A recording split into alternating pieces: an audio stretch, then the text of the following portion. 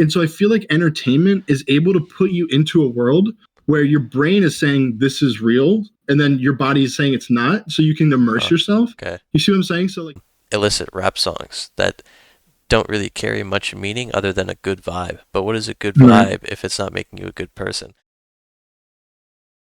Everyone must choose one of two pains: the pain of discipline or the pain of regret. Jim Rohn. Welcome back to the Deep Plea. My name is Karthik. The guy on the other side of the mic is Sven. Hello, hello. And in this podcast, we aim to have deep conversations to learn more about the world around us. Today, we're focusing on mindless entertainment. This is going to be a fun topic. Sven, Yeah. please go ahead and explain your quote for today. Yeah. So before I even get into the quote, I'm going to kind of preface this by understanding the evolution of kind of our design. So we have animals and human beings who kind of entertain themselves, and we use this as a distraction. There's chemical reactions in the brain. I'm not going to get into it right away. And we see it in animals. And the idea is that you give an animal a toy. So they had a branch. Now you give them a swing. You can look in zoos, different areas. They start playing with it more. So the access to it, aka the technology, is what we have today with mindless entertainment, where we have access to this portal and we use it. And that's kind of what creates this, an addiction or an escape or whatever one wants to call it. Whereas normally we would always be kind of invested in our initial surroundings, our hunting, gathering, all that type of stuff. So it's kind of like a technology or a tool that we've developed to create this. Whereas in the past, we had very minimal ways of entertaining ourselves, but it wasn't mindless because a lot of times it had to do with socializing. It had to do with like playing a game that was like athletic. It had to do with like they have tag and stuff. And I think today it's very easy to fall into that trap and not have really benefit and have like mindlessness. And you have like video games and you have TV shows in which you don't really get any benefit. And in some cases you do. In both cases you can learn and you can develop certain skills. But I think it's very different today because of the technology. What do you think? I'm going to agree and disagree, actually. So, Yeah. okay, some mindless entertainment, right, is mindless in the sense that you're using it as a form of escapism. So, usually it can be from unhealthy amounts of stress or boredom. Yeah, or boredom or whatever it might be. And in that way, you might be losing what it means to just I'll say be a good person in the sense that a good person who has like a mission in front of them will try their hardest not to be distracted, right? Okay. Yeah. And I guess, on the opposite side, maybe some mindless entertainment is good to escape from the world, this world that's so fast and complex and always changing. And maybe there's a little bit of a gray aspect there. Yeah, I mean that's very possible. You talk about escapism, and that kind of plays into this idea that I mentioned before about evolution, where it's like we have the ability to get away from the external pressures around us. So like if you were just dropped in the woods right now, you would have to figure out your situation of food, water, and all these different things. You wouldn't be like, playing games. And so I think the gray area kind of lies in it. Like we're in a society where we have the ability to be in a gray area much more often because our needs are met. And I think that plays a big role into the behaviors that we see, like idle hands. I forget the quote. Something about like idle hands is like the devil's something. And it's basically like we have time on our hands. It's not like in the past where philosophers would ponder, life's questions and all this stuff. Like we've also had all that knowledge now. So like not only do we have great space, we also have a bunch of knowledge. We have the internet, and we have a lot of ways that we can tap into different worlds and easily, like learn about things without actually having to go and do it for ourselves and figure things out for ourselves. What do you think about that? The idea of like the information preventing us from, like, it's easy to mindlessness when you have information. You know what I mean? Yeah, like if there's an abundance of information, then all of it seems or has a little less meaning. Yeah. So if you had to figure things out yourself, or there was only a few things you could do, for example, in the days when all there was maybe tag and playing sports, that was your, I'll say, mindless entertainment, but you were exercising. Right. Or when you had to ponder about life, like we don't do that nowadays, but let's just say back in the day, right, people didn't have their phones and they had to sit in silence, right? So they Yeah. had to be able to deal with their own thoughts. But maybe nowadays, that doesn't, you're not really encouraged to do that. Seneca, since you said philosophers, Yeah. Seneca, a Stoic philosopher, his view on entertainment was that all entertainment should be used to kind of develop yourself in the sense that, as a philosopher, he believed in trying to become the best person you could be. And he thought that even in unrelated avenues, you should try and bring some, or you should try and take some philosophical argument from that. Yeah. But something else uh, that I believe is that not every movie out there has to have, this valuable meaning and this insane Hmm. imagery and depth and all these layers, right? And not all art has to be this complex onion that is, I don't know, unraveled for years and years to ponder about. Some things that are art are very simple and mindless, and they're still good art. Right. What do you think Yeah. I about mean, that? yeah, no, it's like you said, or the quote about having your entertainment kind of benefit you. So, like, let's say, okay, so there's a lot of games that came out recently. There's a game called Power World that came out. There was Skull and Bones that came out. And these games, very popular, they don't have any implication into the real world.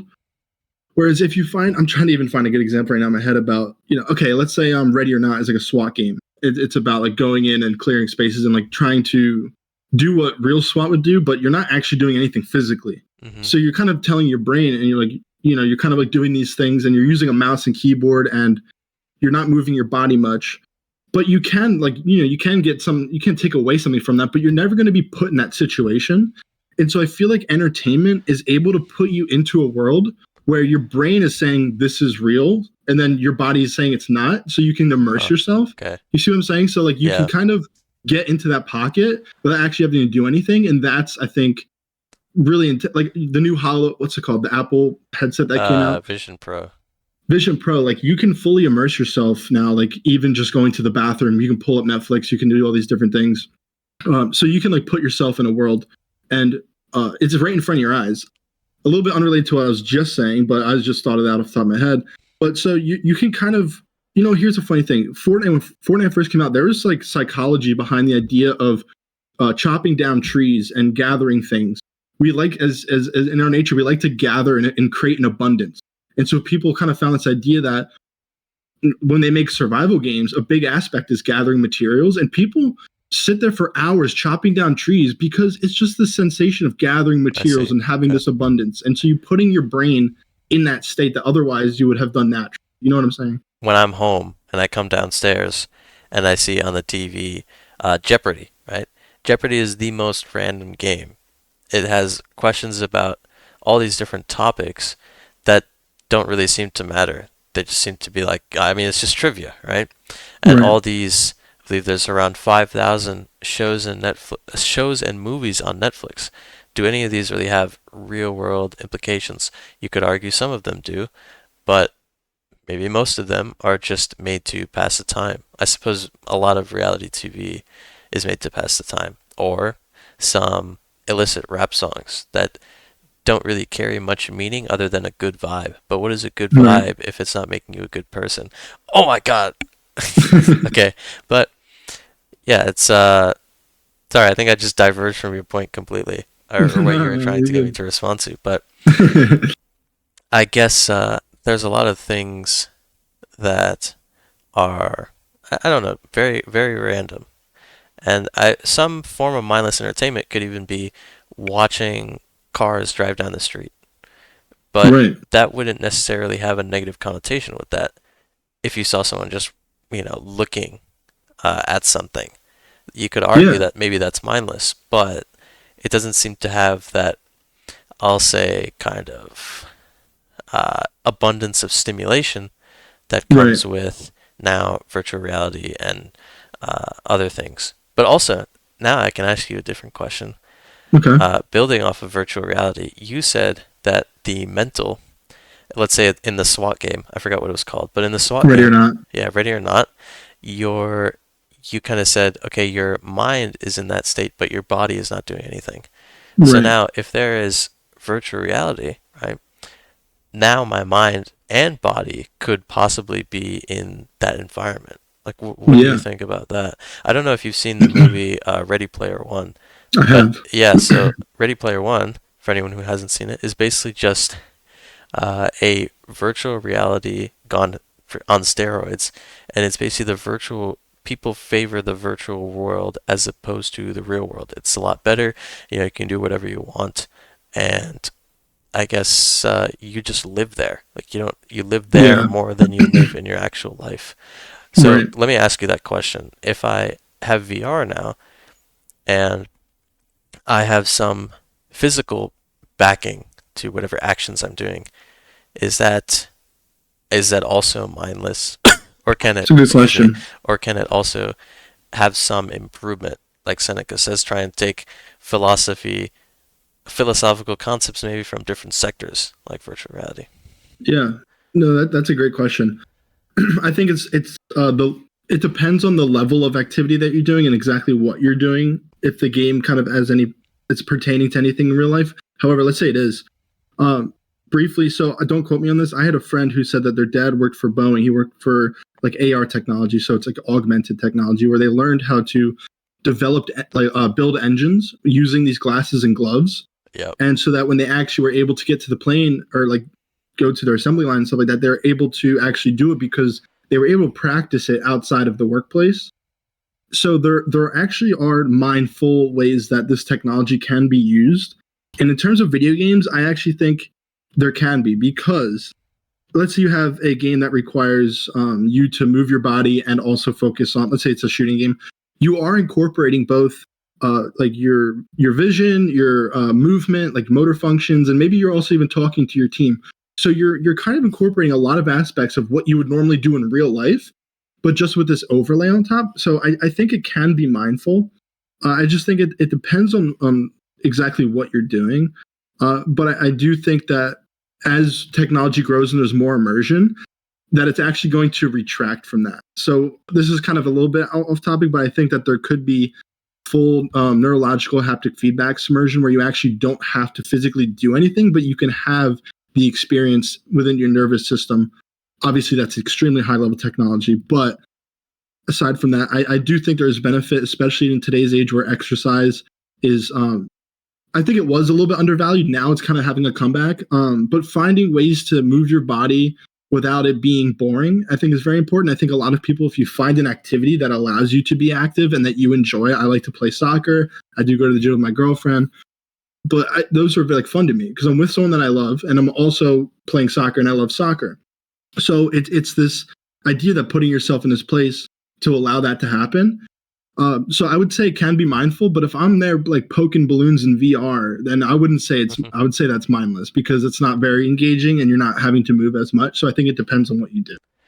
I think my take is try and further your hobbies and interest in your time for entertainment as opposed to being mindless. Right. Um, because someone might argue that, oh, mindless entertainment would be good for you once in a while. I might say, yes, sure, to just kind of forget and like watch something random.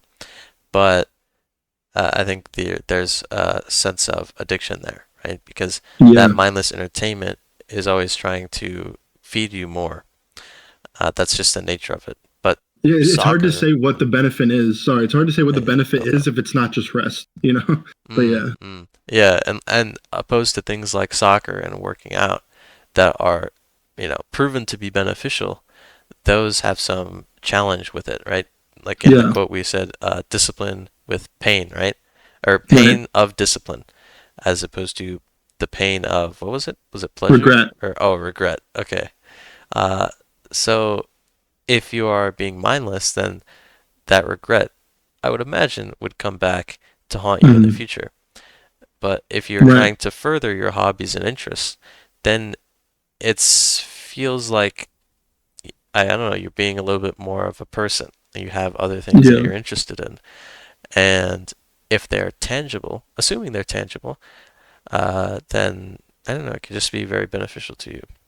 Yeah, yeah. I do want to talk a little bit more about the quote because I think that I kind of sidetracked right off the beginning to kind of preface. I think it's so true. This quote is so good, and I saw it on the top comment on the video about maximizing dopamine and motivation, and it's pretty much about how it's we people think like dopamine is what you get when you do something, but really dopamine is the thing that comes after when you do something that makes you want to do it again. So you get the motivation to do it. So like drugs, if you take a drug, your dopamine's going to go skyrocketing because that you want to get that drug again or you want to maintain that like higher, for Okay. example. Um, and so when people, let's say they've been using a lot of like high dopamine, substances, and then they stop taking them, their body, now their baseline is so like low.